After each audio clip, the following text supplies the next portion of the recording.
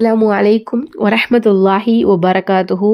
அளவற்ற அருளாளனும் நிகரற்ற அன்புடையனுமாகிய அல்லாஹ்விற்கே எல்லா புகழும். ஏக இறைவனின் சாந்தியும் சமாதானமும் நம் அனைவரின் மீதும் என்றென்றும் உண்டாவதாக. ஆமீன். அல்ஹம்துலில்லா.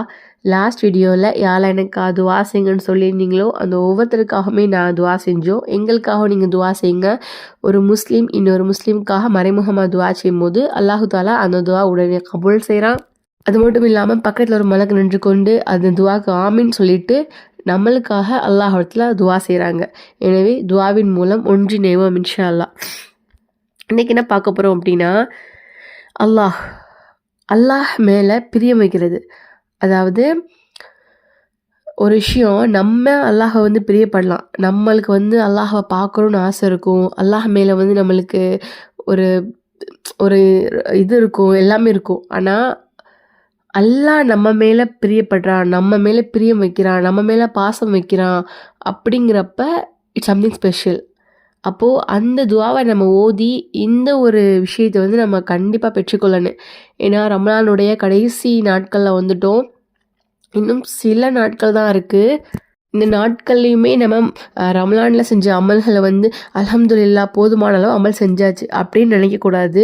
மாறாக நம்ம எப்படி துவா செய்யணும்லாட்டுனா, இறைவா நான் இவ்வளோ இந்த அமல் செஞ்சுருக்கேன், இந்த அமலெல்லாம் நீ ஏற்றுக்கொள்ளு, இந்த அமலை ஃபுல்லாமே நீ என்னிடமிருந்து ஏற்றுக்கொள் அப்படின்னு அதிகமாக துவா செய்யுங்க இன்ஷா அல்லாஹ். என்னோட அதிகமாக திக்கர் செய்யுங்க. ஏன்னா அல்லாஹ் சொல்கிறான், என்னை நீங்கள் நினைவு கூறுங்கள், நானும் உங்களை நினைக்கிறேன் அப்படின்னு சொல்கிறான். அது மட்டும் இல்லாமல் இறைவனை திக்ரு செய்கிற உள்ளம், இறைவனை திக்ரு செய்யாத உள்ளம், இந்த ரெண்டுக்குமே டிஃப்ரெண்ட். உயிருள்ளது, இன்னொன்று இறந்தது.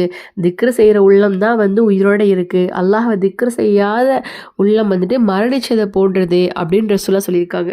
அப்போ இந்த அளவுக்கு திக்ரோட சிறப்பை சொல்லியிருக்கும் போது அந்த திக்கரை இன்ஷா அல்லாஹ் நம்ம கண்டிப்பாக செய்யணும். அது மட்டும் இல்லாமல் அந்த திக்கரின் மூலமாக நம்மளுடைய வாழ்க்கையவே மாற்றக்கூடிய ஒரு பெரிய ஒரு நெக்ஸ்ட் லெவலாக இருக்கும் நம்ம அல்லாஹ் அதிகமாக திக்ரு செய்கிறதுங்கிறது. ஹஸரத் புரைதா ரலியல்லாஹு அவங்க சொல்கிறாங்க, ரசூல்லாஹ் என்னை நோக்கி, புரைதாவே, அல்லாஹ் யாருக்கு நலவை விரும்புகிறானோ அவங்களுக்கு இந்த துவாவை கற்றுக் கொடுக்குறான் அப்படின்னு சொல்கிறாங்க. புரைதா ரலியல்லாஹு யார் அப்படின்னா, ரசூல்லாஹ் அந்த குறைசிகள் காஃபிர்களுக்காக ரசூல்லாஹ் கொஞ்சம் மறைஞ்சிருப்பாங்கல்ல, அப்போது அந்த டைமில் இவங்க நிறைய ரசூல்லாஹ்க்கு இவங்க ஆடு மேய்ச்சிட்டு இருப்பாங்க. அப்போ இந்த சஹாபி என்ன பண்ணுவாங்கன்னா, ஆடு மேய்க்கிற மாதிரி போய் யாருக்குமே தெரியாமல் ரசூல்லாஹ்க்கு இது உணவு கொண்டு போய் கொடுக்குறது, பால் கொண்டு போய் கொடுக்குறது, அந்த மாதிரி இருப்பாங்க. அப்போ அந்த மாதிரி போகும்போது ரசூலுல்லாஹ் இந்த ஒரு சம்பவத்தை இவங்களுக்கு சொல்லி கொடுத்துருப்பாங்க. இந்த மாதிரி அல்லாஹ் யாரை நேசிக்கிறானோ, யாருக்கு அல்லாஹ் ஒரு நல்லதை விரும்புகிறானோ அவங்களுக்கு இந்த துவாவை அல்லாஹ் கற்றுக் கொடுக்குறான் அப்படின்னு சொல்லிட்டு சொல்கிறாங்க. அது என்ன துவானா, அல்லாஹும்ம இன்னி லஈஃபுன் ஃபகவீஃபி ரிலாக லுஃபி வஹுத் இலல் ஹைரி பினாசியத்தி வஜ்அலில் இஸ்லாம முன்தஹா ரிலாஇ அல்லாஹும்ம இன்னி லஈஃபுன் ஃபகவ்வினி வ இன்னி தலீலுன் ஃபஇஸ்ஸனி வ இன்னி ஃபகீருன் ஃபஅனினி யா அர்ஹமர் ராஹிமீன். அல்லாஹும்ம இன்னி லஈஃபுன் ஃபகவ்வி ரிலாக லுஃபி வஹுத் இலல் ஹைரி பினாசியத்தி வஜ்அலில் இஸ்லாம முன்தஹா ரிலாஇ அல்லாஹும்ம இன்னி லஈஃபுன் ஃபகவ்வினி வ இன்னி தலீலுன் ஃபஇஸ்ஸனி வ இன்னி ஃபகீருன் ஃபஅக்னினி யா அர்ஹமர் ராஹிமீன். உடைய அர்த்தம் என்னன்னா, யா அல்லாஹ், நிச்சயமாக நான் பலவீனமாக இருக்கிறேன். என்னுடைய பலவீனத்தை உன்னுடைய திருப்தியை கொண்டு பலப்படுத்து. நன்மையின் பக்கம் என் நெற்றி முடியை பிடித்து கொண்டு செல்வாயாக. இஸ்லாத்தை எனது பொருத்தத்தின் எல்லையாக ஆக்கு. யா அல்லாஹ், நான் பலவீனமானவன், எனவே எனக்கு நீ சக்தி கொடு. நிச்சயமாக நான் கேவலமானவன், எனவே எனக்கு கண்ணியம் வழங்கு. நிச்சயமாக நான் தேவையுடையவன், எனவே என்னை தேவையற்றவனாக ஆக்கு. கிருபையாளர்களுக்கெல்லாம் கிருபையாளனே சொல்கிறாங்க. இந்த துவாவை யாருக்கு அல்லாஹ் கற்றுக் கொடுக்குறானோ அவங்க மரணிக்கிற வரை இந்த துவா மறக்க மாட்டாங்க. அதாவது நம்மளுடைய எல்லா தேவைகளுக்குமே இந்த ஒரு துவா போதுமானது. இப்போ அல்லாஹ் நம்மளுக்கு இதை கற்றுக் கொடுத்துருக்கான் அப்படின்னா நீங்கள் இந்த துவாவை மறந்துடவே கூடாது. இன்ஷா அல்லாஹ் எல்லா தேவைக்குமே இந்த துவா ஓதணும். இப்போ அல்லாஹ் நம்மளுக்கு கற்றுக் கொடுத்துருக்கான் அப்படின்னா அல்லாஹ் நம்மளை நேசிப்பான் இன்ஷா அல்லாஹ்.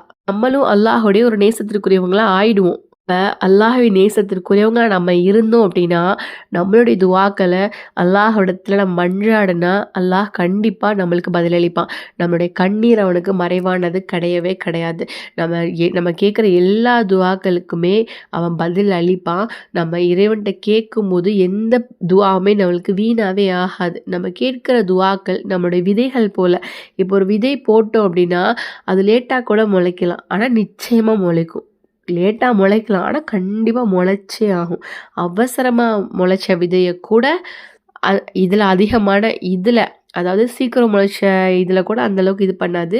ஆனால் அந்த லேட்டாக கொடுக்குறதுல இன்னும் அதிகமான ஒரு அழகான ஒரு மரங்கள், அழகான பூக்கள், கனிகளை இறைவன் கொடுப்பான். அது மாதிரி நம்மளுடைய துவாக்களுக்கு அவன் அவ்வளோ அழகாக நம்மளுக்கு பதிலளிப்பான்.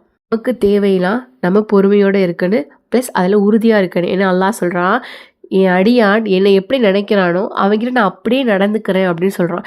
நம்ம அல்லாஹ் கிட்ட என்னோட இறைவன் எனக்கு கொடுப்பான், நிச்சயமாக என்னை கைவிடவே மாட்டான் அப்படிங்கிற முழு நம்பிக்கையோடு இருந்தால் என்னோட அடியான் என்னை நம்புகிறான் அப்படின்னு அவன் கொடுப்பான். இது நம்ம எப்போ பார்த்தாலும் கேட்டு கேட்டு இதாகிடுச்சு, எப்போ எனக்கு அல்லாஹ் கொடுக்கவே மாட்டேங்கிறான் அப்படின்னா அல்லாஹ் என்ன பண்ணுவான்? ஸோ இந்த இடத்துல நம்மளோட ஈமான் அப்படிங்கிறது ரொம்ப முக்கியம். அல்லாஹ் நம்மளோட ஈமானை அசைச்சு பார்ப்பான். நம்ம தெளிவாக இருந்தோம் அப்படின்னா வெற்றி நமக்கு தான் இன்ஷா அல்லாஹ்.